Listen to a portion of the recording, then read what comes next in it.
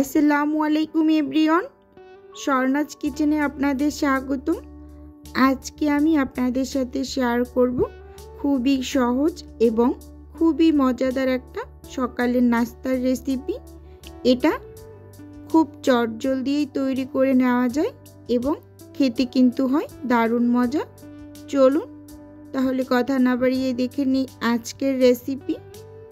এখানে প্রথমে আমি একটা বাটি নিয়ে নিয়েছি, সেই সাথে নিয়ে নিলাম 1 কাপ আটা, স্বাদ মতো লবণ, 1 টেবিল চামচের মতো দিয়ে দিলাম রান্নার রেগুলার তেল।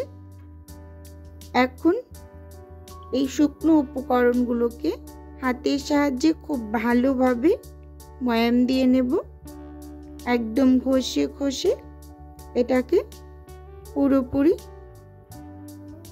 রেডি করে নেব। যখন মুঠ করলে এরকম দলা পেকে যাবে বুঝতে হবে এটা ভালোভাবে ময়াম দেওয়া হয়েছে। এখন এখানে আমি মেজারমেন্ট কাপের 1 কাপ পানি নিয়ে নিয়েছি, অল্প অল্প করে দিয়ে একটা সফট ডো তৈরি করে নেব।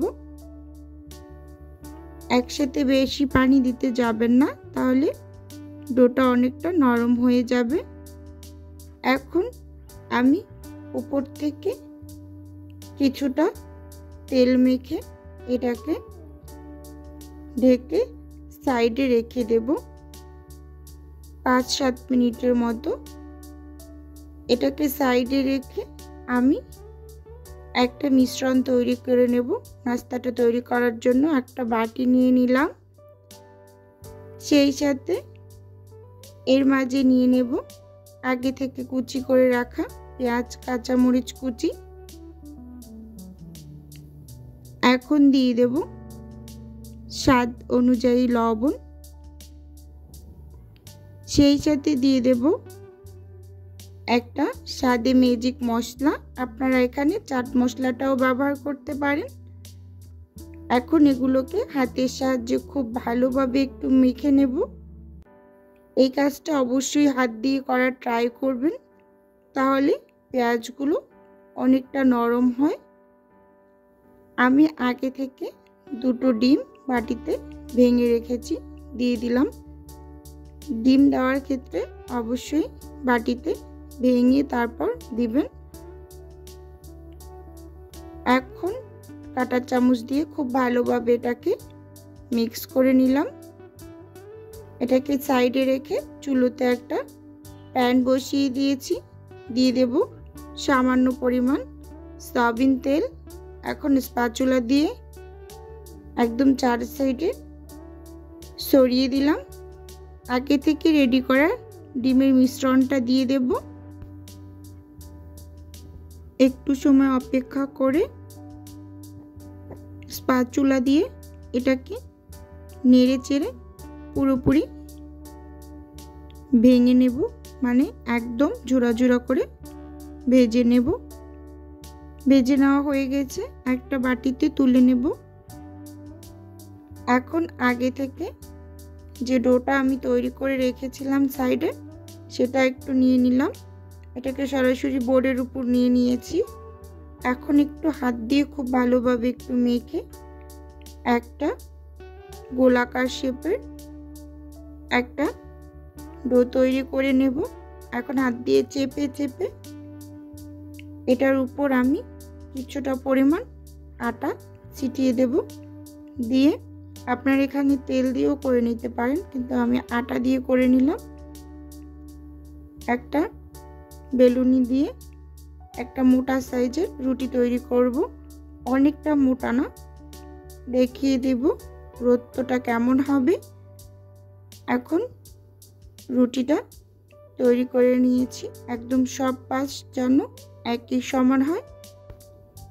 এই পর্যায়ে আগে থেকে তৈরি করে রাখা ডিমের ঝুড়িটা দিয়ে দেব মাঝখানে, দিয়ে হাত দিয়ে একটু ছড়িয়ে দিলাম।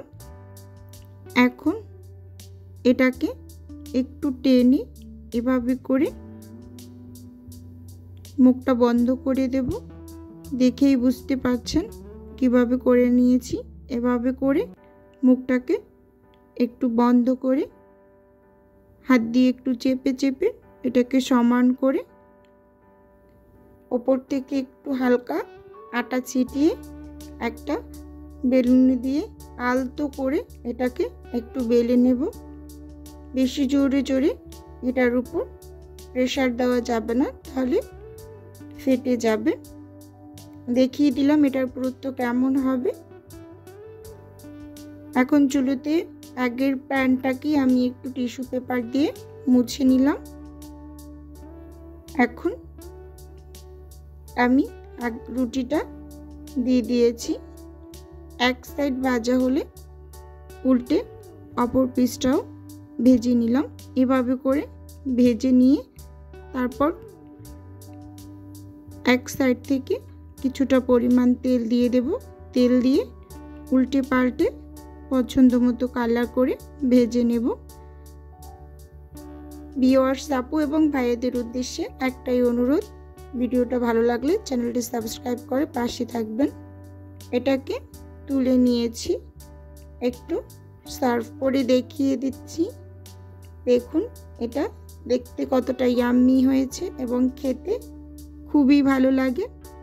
একই টাইপের নাস্তা আমাদের প্রতিদিন খেতে ভালো লাগে না, এভাবে মাঝে মাঝে ট্রাই করে দেখবেন, আশা করি ভালো লাগবে। আল্লাহ হাফেজ, আসসালামু আলাইকুম।